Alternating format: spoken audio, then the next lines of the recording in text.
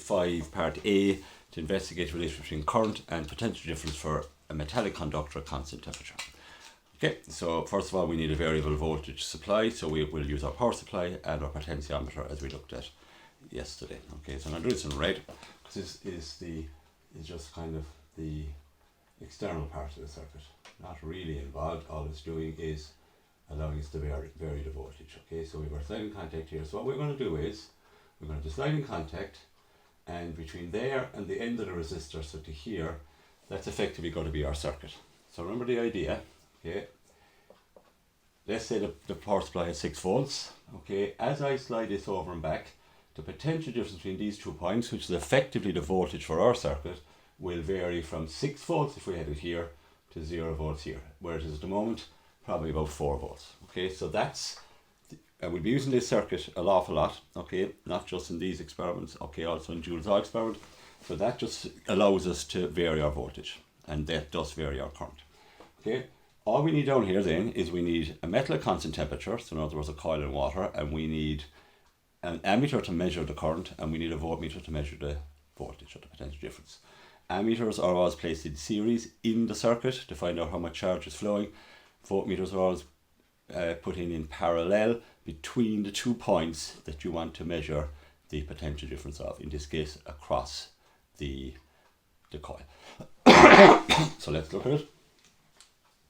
Okay, I'm going to do this in black. Okay, so this is effectively the circuit with the ammeter, with the coil. We're back to here. Okay, the coil is in water. Okay, it's a coil in water, so we must say that because that is not a standard symbol, so we have to label that bit, we don't have to label anything else. And we have a voltmeter across that.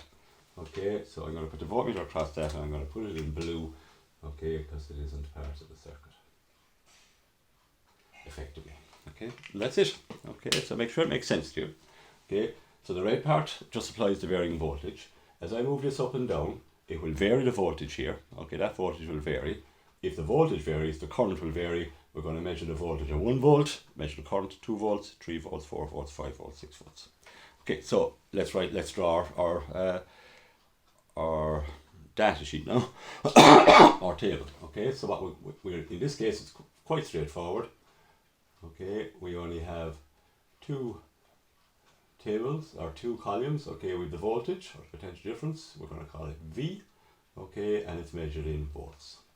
And with the current, which is I, measured in amps. Okay, this is the independent variable because you're in charge of it. This is the dependent variable. What happens if the independent variable is changed? Okay, right. This is x. This is y, effectively. Okay, if you're talking about functions in maths, right. So we're interested in 0 to 6, or we'll be wild and we'll go to 7, 4, 5, 6, 7.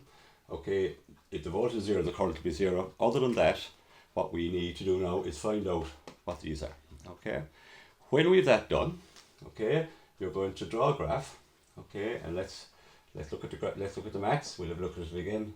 Okay, we know the formula is V is equal to IR, or R is equal to V over I.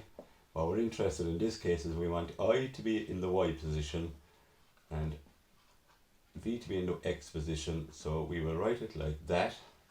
More correctly, if we look at it, 1 over R times V, so Y is equal to MX. Okay, so on the Y-axis we're going to have I, on the X-axis we're going to have V, and the slope will be 1 over the resistance of the coil. Okay, we'll have a look at that again in the notes. Alright, it's the same method as before though, okay, but this time we're forcing ourselves to use voltage on the x-axis, making it a little bit more difficult for ourselves, but we always put voltage on the x-axis for these graphs, for these IV graphs. Okay, so we'll see. So that's it. Okay, so we're not going to do the experiment. Okay, we're going to go over here and we're going to do the experiment, and I'm going to do it live as such here, not live, as live. Okay, but you're going to take, as I go down through this, you're going to fill this in. So what you need to do now is have this ready before so pause it now.